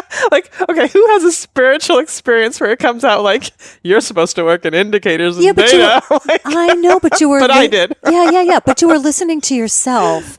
And when you kind of laugh about it and you bring it up that way, it does sound kind of funny, but you were bringing together all of your knowledge base, and your interests. And for me to have an epiphany and say, yeah, I'm going to go into data would be laughable because I'm not a data person, right? I'm not the numbers cruncher. But if you have part of your personality that's leaning toward that way, then that totally makes sense. Well, I wouldn't say that I'm like the best data person in the world. I'm certainly not. But I do believe that it's the language that we're speaking today. And the work that I want to do is today so that we can realize happiness and well-being today and in the future. So that's that piece. So anyway, then I was with Sustainable Seattle. We created the Happiness Alliance. It went off to be its own nonprofit and been doing that work since then. So then starting in March when the Bliss Clinic opens, yay, what will you be doing? What will your role in that be? So I'll help with administration. So, with any professional organization, the business is owned by the professionals. So there's the administration piece, which I can help out with, and then the actual running of the business, which Dr. Bliss will do. And then we have a growth model. So we're hoping that we'll be able to develop this into a practice that provides primary and urgent care, similar to there's others like Zoom and these others, but to do it in a way that you really feel cared about and feel heard, and that you can, so Clinton, mentioned that he works emergency medicine, and he's also the hospitalist at a hospital in a rural community here in Seattle. Here in Washington, State, over on the coast. He also has worked with the VA, and then he did his residency in California, in like an area by Compton, one of these really terrible areas. So he's seen lots and lots of examples of health and illness, and from his experience, what he sees is that pretty much all of our physical problems, not all of them, but a lot of them, are manifestations of psychological problems. And that unless you are able to address both, so the physical malady that you have is real, right? But why is this coming up is often because of something that hasn't been addressed psychologically. And that it's actually the role of the doctor to address those and to see the person as a whole person. But few doctors do. Yeah, and then to see them in their circumstances. So what we'd like to do is once we start and then as we grow, hopefully, to be able to bring in young, not necessarily young physically, but people who are still developing their selves as physicians' assistants, as doctors, etc., to learn how to give that kind of care. So sounds like a great plan. Yeah, and if it ends up being a quote unquote failure, it's just what's called the lifestyle business. It's just he and me working together. Yeah, a few hours a week. It's fine too. Hey, that's great. I know. You know what I mean. I work out of my house. I have a lifestyle business that I love, and certainly I think it makes me happy. Yeah, that's the bottom line. Yeah. Except when I'm not getting depressed over disappearing environments and cultures and being a animals. traveler. Being a traveler, it's right there. You see it really close, don't you? Hey, one thing I wanted to bring up with you. Are you familiar with the work of Johann Hari? Mm-mm. He's a guy. I don't even know if he has any degrees or any formal education around this, but he's a guy. He's got a TED Talk. He's a British guy who makes a correlation between addiction and connection. And I just discovered him this past week, and I thought, this is really interesting because this really ties into happiness and connection. And I just thought I'll link to it in the show notes for people, but I just think that that's another thing to really think about, because his whole thing is if we have connection, the incidence of addiction goes way down. Addiction to everything, to food, to drink, to heroin, to all sorts of drugs. And then it made me think of, gosh, that's all about happiness. Being connected is all about being happy. And this is something I was talking about last night with Clinton. I went downtown on the bus to take my daughter for lunch for her birthday. She's turning 31. Oh. And then on the way home, there's the people on the street, right? We have so many street people in Seattle. And there was a man, he had his tent there next to a construction, it's going to end up being one of those. Yeah, the huge high-rises. Affordable housing, right? Tiny place for $500,000 or $1 million, right? Yeah. So, and he's bent over, he's crippled, and he has a walker, and he's selling real change. And so one of the things that I aspire to do when in that situation is to be able to be fully empathetic. So to allow those feelings of like, and compassionate. So it was just, just to allow, that was hard to see instead of turning away just to see it. And I couldn't, I like to be generous when I can. So I couldn't buy a real change because I was in the bus, and I was like, I could put money outside, but then he'd be like open the little window, but then he'd like come in the street and get more crippled. I'm like, But I went home, and Clinton and I talked about, because we like to do this. This is one of the ways that we sort of think about models, is we just like pretend like we're the president of the city or the country, or sure. Well, what would we do? And so his theory is that you build we rebuild manufacturing, and that people can come in. Like he spent time when he was young in Alaska, where people would come in and they do a sobriety test, and if they were sober enough, they worked for that day. So, like, let's bring manufacturing back to the United States. Let's make a law that there's no garbage. Mm-hmm. And so that way we use all of the packaging and the plastic and all of that we have these manufacturing facilities in every neighborhood. So people can go in, they can work, because we're a service economy now. So then my solution was, well, these people, they are not able to get the jobs in the service economy because they don't have the skills to make those connections. And, it's supposed to be families. Our families are supposed to do a good enough job that we learn how to have those connections. We learn how to manage ourselves, right? We learn how to be high functioning, but it's failing. This American experiment where we have the nuclear families so that they can be mobile and move around and get the job so that they can make a lot of money and be happy. It's failing. Mm-hmm. There's a few successes and there's a few families that are actually able to bring up their children to be really happy and fully functioning emotionally and intellectually people, and the other ways that we have intelligences, but not that many. Mm-hmm. So we need to be able to teach people how to make connections, how to manage themselves, those skills of resilience and those skills of being able to be a happy person, which doesn't mean that you're always happy, right? Part of happiness is being able to understand how to process your grief and how to have those experiences, those spiritual experiences, or one would maybe better call them spirit experiences of awe, which you can have at any one point. Like you could look, you could look at a sunset, or a tree, or another person, and be like, oh, right. To expect that I think that Clinton's idea is really good, and there's many other ideas that are out there that are really good, but to expect people to pull themselves up by the bootstraps and learn how to get along with others and how not to have the outbursts or not to have the addiction. Well, it's just a lot of it's mental illness, in the Seattle area too. There's a woman over in West Seattle. I haven't seen her in a while, but she's been over there for years, and she's living on the streets, and I feel so terrible for her. I bring her food and, try to help her out, or I buy her hot chocolate with whipped cream, which she loves when I see her on a cold winter day.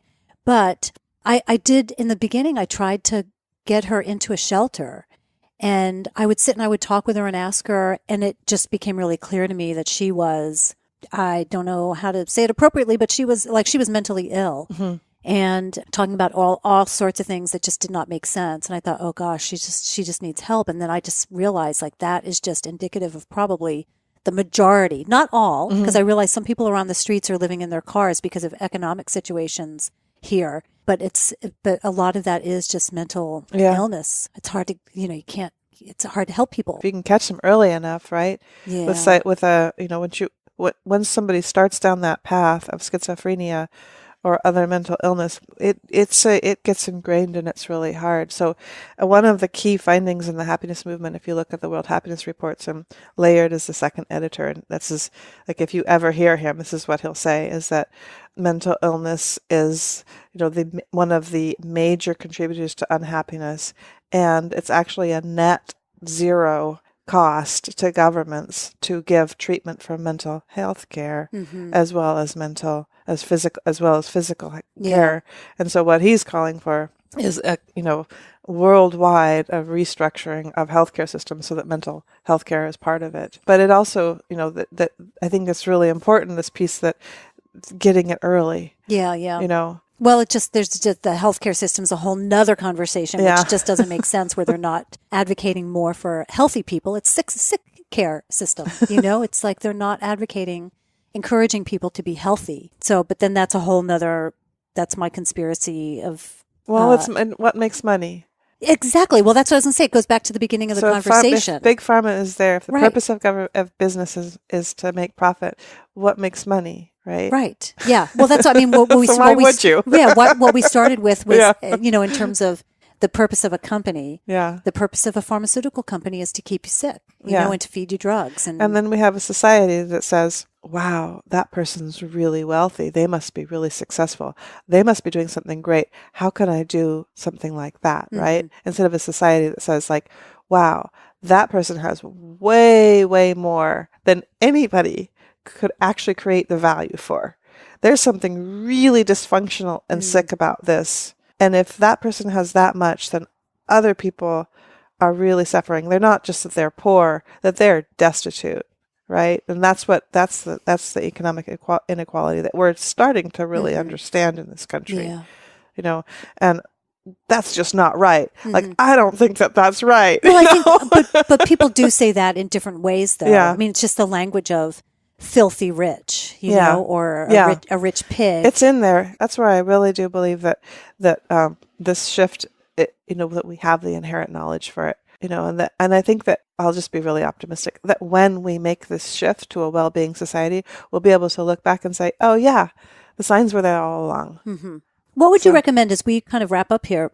What would you recommend that someone can do to kind of set themselves on a course to be happy? Well, I think there's all different kinds of people, but the Happiness Alliance has the tool of the Happiness Index to be able to sort of expand your understanding of what we mean by happiness, and then to have conversations about happiness.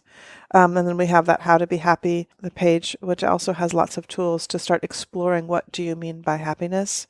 So I think that piece of meeting yourself where you are in terms of your understanding of happiness, and then talking about it and exploring it and learning it and trusting yourself, trusting your inner self. Yeah. What I'm hearing from you is that it's not necessarily about, geez, I feel happy today, like I'm in such a good mood kind of thing, but it's more, like you said, looking at it more holistically and looking at all those indicators and saying, like, do I have shelter? You know, do I have a nice shelter? Not just basic. Do I have access to the environment, to nature? Do I have good air quality? Do I have safe drinking water? And even though that sounds really schmaltzy, like it's just, you want more than that, but you're really saying that there's a lot of ways to look at what happiness means, and it doesn't have to mean just one thing, that you have a happy job or a happy partnership even. I think all of these things are connected. Yeah. And to be able to embrace that connection and to really see that your happiness really is connected to all of these different aspects of your own life, and then connected to the system and connected to other people. And we can embrace that we can live that kind of complexity. We do in many different levels. But, when you think, I think, at the end, when you think about individually, when you think about, am I happy? The question isn't, how do I feel right now in this moment? Because you can be happy and be crying, right? Because you need to be able to do your grief process.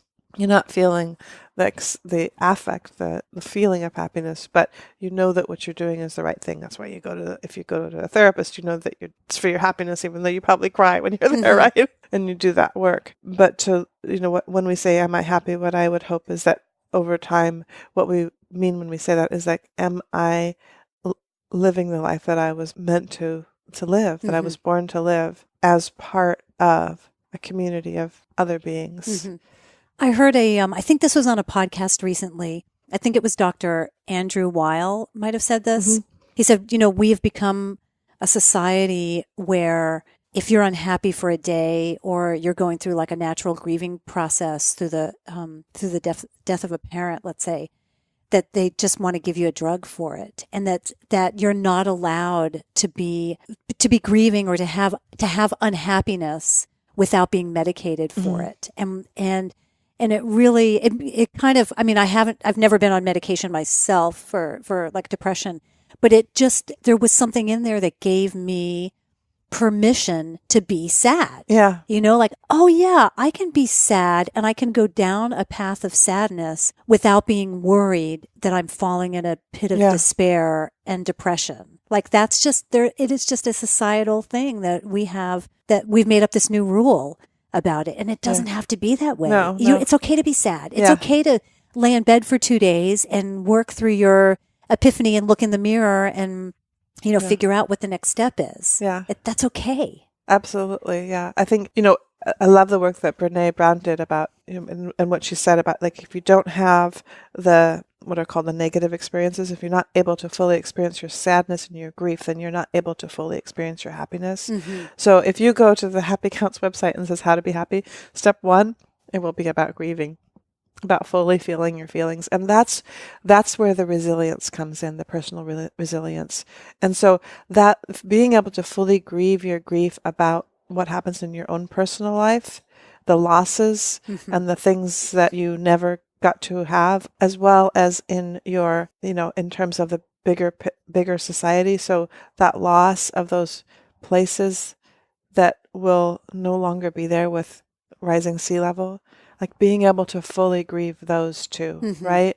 That's where we can, when we are able, when we have the education, when we educate ourselves to be able to have those grief processes, we come through that, and then we're able to start seeing things as they really are instead of how that we want them to be. So we see the person on the side of the street who's crippled and living in a tent. Instead of turning away, we can look at them, open up, and maybe find individually and collectively ways out of this mess. Right. So sometimes people, sometimes when I give a talk, people, will ask what to do to be happy, and I'll say cry. Yeah, there's nothing like watching a sad movie, right? To grieve for yourself. Yeah. Grieve, because we all have things to grieve for, and very few of us have no grief left to process. Yeah. Well, I just think when I watch a sad movie and I cry, it's cathartic. Yeah. Whatever. Yeah. There's a lot of stuff that comes out at that point. So it is a good. And then to be able feeling. to talk about, look, and this is where I think sometimes, watching television or watching movies is really good, because then, there's this actor or actress who did something, or something happened and you're crying. And then if you can talk about, well, it may feel like shameful or silly, but like, that what comes up for me when I saw this actor do this thing, which I know isn't real, it's just a show. But when I saw this, what came up for me was whatever it was, like, I never really grieved that my childhood pet died. Like, I've never really grieved that. That's what came up for me. And I'd like to talk about that now. And, and then once you're able to say it and talk about it, then there's this piece of being able to see what would be loving to yourself to process that grief. And then, and then you're starting to integrate more, and you're becoming more to the point where you can have more integrity to yourself and to others. And that's where there's some real font of power that can come up in being able to, well, this is my own paradigm of thinking, right? Help to create those models. Yeah, sure. For that system change. Sure. Hey, when I end these episodes, I always ask, what does it mean for you to be bold? But I'm going to change it a little bit today, and I'm going to ask you, what does it mean for you to be happy? And not necessarily you, but just what does it mean, when that, be happy? What, can you give that in a little paragraph? Well, I guess I'd say for me, what it really means is, this has been the common theme, is to just really be truly who I am, not trying to be better or be somebody different, but just to really be truly who I am. And that is, living in this society, that's not an easy thing to do. So I know it when I am able to feel like I know it from an embodied experience, when I'm feeling rooted and calm and right, things feel right and aligned inside of me. So that's my experience of being truly happy. And then there's also, there's other things that show up. So that sense of humming, sense of you call it flow or oneness, or humming with the universe. So that's how I experience it personally. And there's a lot in this world that will tell you that living your dream or continuing to do the work that you're called to do, especially if it's not especially, but in this specific instance for me of being, doing this work volunteer, when I'm I have an MBA, I'm a lawyer with these, now I've got 2 different certificates. So it's I could make a lot of money, right? So what, is she crazy? I'm like, yes, I'm crazy. I believe in the work that I'm doing, and I know that I'm supposed to do it. This is my calling. So to be living my calling, even though rationally, or economically, it doesn't make any sense. But I know I'm supposed to do this. Where can people find you? We mentioned your website, happycounts.org. And where else? You said that you're on Facebook and Twitter and all the places. Yeah, I think my main online persona is probably happycounts.org. So, and then there's a little envelope up there. It's, if you contact, it's you can either go Laura@happycounts.org or info@happycounts.org. Okay. And then I'm accessible that way. Super. Yeah. Great. Well, thanks so much for your time today. Yeah, thank you. Great to get schooled on happiness. And I don't know that you need schooling. So much. Well, yeah, I do admit I've got it pretty great, but the timing was interesting because of my feelings about kind of the despair of what's going on in the world. It's just sad. But anyway, I don't want to end on that note. It's all good. It's all good. No, let's do end on that note. Like, let's look at that despair at the world and really be with that despair, because in being with that and then allowing that to fully be there and to grieve that comes the ways through it. Mm-hmm. It comes the ways to be loving and compassionate and wise. And how do we address the hurt that's happening right now on our planet, and then how do we make the changes and take the actions that really will be impactful? I love ending on that. That really is where the wisdom is, and going into that. Mm-hmm. Great. Yeah. Thank you for that last bit. Well, thank you. Yeah. Thanks for being here. Thanks for spending so much time with me. I appreciate it. Well, thank you. I think one of the things I appreciated most about that conversation with Laura was that she's data-driven. And yet, with all that data, she sees hope and happiness. I think it could be really easy to feel despair if you're just looking at the numbers. So she's definitely given me something to think about, a new way at looking at the future. Hey, take a moment to take the Happiness Index survey at happycounts.org and check out the happiness report cards on the site as well. For links to all the things we chatted about in this episode, go to shesboldpodcast.com, and there you will find show notes for this and all episodes. You can also find those links and show notes in whatever podcast app it is that you use to listen to this. While you're on the She's Bold podcast site, check out my Patreon page. This is where people can support the work of artists and content creators like me through small monthly donations. It's basically a way for you to say, yes, I like what I'm hearing on the She's Bold podcast, and I'm willing to support the show with the cost of a cup of coffee each month. I know you've been thinking about this and are feeling a bit guilty you haven't done it yet. You're in the middle of working out or you're driving, and then you forget when you get back on your computer or your smartphone. So I want you to just pause for a moment and write yourself a note to join our small but growing community on Patreon. And lest you think that a small donation isn't a big deal, it is, because what you're saying is that you value what I'm bringing to each episode and that you want to hear more. That Patreon support is a tangible way for me to know you're out there and that you're enjoying these conversations. You'll also get bonus content, audio, and written if you're part of that community. Now, you could give as little as $1 a month, but at $5, you'll be added to a special She's Bold group on Facebook where I'll share exclusive information with you, and you'll have access to that audio and written content, and that's just for $5 supporters only. You can find out more by going to shesboldpodcast.com/Patreon. You can connect with me by friending me on Facebook, and I'm WonderGal on Instagram. This month, February, I'm giving away a pair of OOFOS shoes. Now, if you're a runner, you likely already know about OOFOS's super comfy sandals because there's nothing better than slipping your foot into a pair of these after a marathon. But they also have lifestyle shoes. And after wearing these myself over the last couple of months, I reached out to them and asked if they'd be interested in giving away a pair to someone in my community. So yes, you could win a pair of OOMGs from OOFOS. To enter is pretty easy. You'll first need to send me an email and give me your best tip or tips for packing shoes when you travel.